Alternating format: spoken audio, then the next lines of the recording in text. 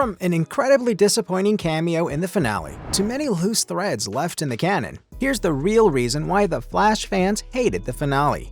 After 9 long seasons, the show has gathered quite a massive following.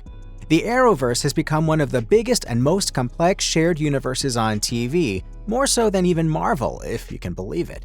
Following the premiere of its final episode, fans took to social media to share their thoughts about the end of the Arrowverse, and it's obvious that the conclusion wasn't as satisfying as they'd hoped. Fans seemed divided on whether the finale did the show justice, with many claiming that it missed the mark big time.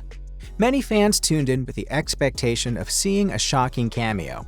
You know, the one Danielle Nicolette, who plays Cecile Horton, had promised us. She teased the arrival of a returning character that had surprised fans and claimed it was so out of the blue that fans wouldn't be able to guess their identity even if they tried. Turns out, it was none other than Neal McDonough's Damien Darhk. I mean, come on, the guy is a major recurring Arrowverse character and has been on The Flash before. That too, in the same damn season. This was what all the hype was about? Even viewers who normally would have been happy to see his appearance were put off. Poor guy. Based on the teaser, fans had high hopes, expecting to see the likes of Wally West, Superman, and even Green Arrow. Now, those cameos would have been a finale-worthy surprise, right? What's more upsetting is the fact that everyone already knew McDonough wasn't done with his role as Damien Darhk. He's confirmed in interviews before that he would be returning to the franchise in an episode soon. You call that a surprise, Nicolette? The arrival of DC Comics villain Cobalt Blue comparatively had a much better reception. Now that was a welcome twist. But what wasn't welcome was how fast-paced the season finale was. Funny to think fans would have trouble with The Flash being too fast, but the finale was ridiculously packed to the point where it made no sense. They tried to do everything they needed to do over the past 2 episodes within the first 20 minutes. When they did slow down, it was to focus on the stupidest parts of the story. I, for one, couldn't be invested in the story for long. There were practically 0 buildups. Can you imagine the disappointment longtime viewers felt when the last episode ever didn't even have the show's usual charm? It makes total sense why fans hated this poorly executed send-off of all their beloved characters. And don't even get me started on the plot. The army of every evil speedster, full of formidable enemies Barry Allen had a tough time fighting off in the past, were defeated with a single punch. Are you kidding me? What was the point of bringing all of them back in the first place? Make it make sense. The ultimate fight, the one that had to be the most memorable of them all, or at the very least be on par with some of the other great fights the show has given us, was simply one measly little smackdown? It definitely lacked the intensity and the tension of the previous big bad standoffs. If the showrunners had put any thought into the pacing, fans wouldn't have been so turned off by the finale. Really, a missed opportunity for a great end to an otherwise great show.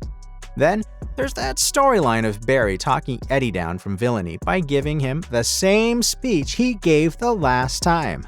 That literally had no impact on him the first time around? And somehow the negative Speed Force doesn't immediately kill Eddie for betraying the Alliance? Where's the logic in that? The ending felt forced and incredibly silly. Speaking of, there is a whole half-a-minute awkward shot of Allegra and Chester making out after Chester recovers from being electrocuted. If they had room to adjust that into the finale, they could have just as easily given more time to the end scene, which was abrupt and made no sense to us fans who hadn't read the comics. The finale ends with Barry throwing a lightning bolt in the air, which splits into 3, and that transfers his power to 3 random people. Not a very responsible move, is it, Mr. Flash? Now, if you're a fan like me who didn't understand it and had to do a quick online search, you'd know that the group of people was not entirely random. They were Avery Ho, Max Mercury, and Jess Chambers. But there was no other way of knowing besides having to search it up, and that's not good writing if you ask me. Apart from the appearance of new characters that were clearly given no context, the cast was already unnecessarily filled to the brim. The extensive supporting cast may have helped build excitement for a hot minute, but it all withered down when things weren't really fitting together as well as they should have. It was almost unbearable to watch the showdown between Eddie and characters like Mark Blaine, whose continued presence on the show was never justified in the first place.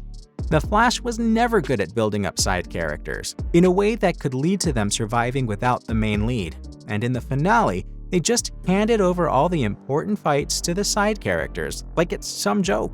The writers want us to blindly accept the fact that Reverse Flash, who was built up as the worst enemy since its very first episode, was easily knocked out by the side character Allegra Garcia like it's no big deal.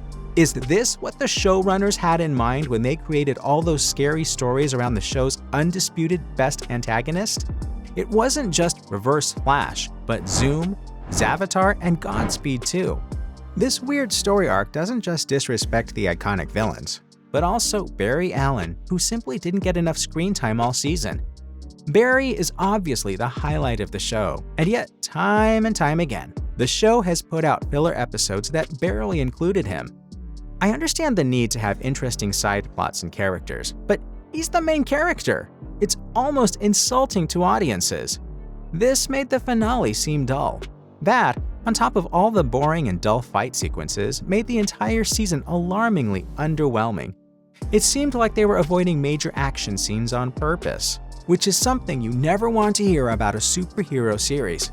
Previously a master of giving those speedster batters, the show only gave us pale, lousy fights. The weak fighting choreography with that Speed Force lightsaber that Barry pulls out all the time is hardly exciting. As I mentioned before, the big battle that the show was leading up to doesn't even happen in the end as the villains talk them out of it. Even dialogues and major character moments weren't impactful at all. The finale couldn't even come up with a single catchy line that could have forever been associated with the show. The show needed to come up with at least one catchphrase that screams, "The Flash," don't you think? It's widely known that the actor Grant Gustin, who's Barry Allen in the show, has been ready to pack things up and leave the franchise for years now.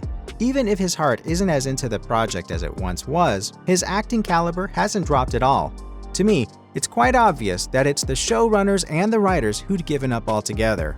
How else can you explain the poor creative decisions and equally poor execution?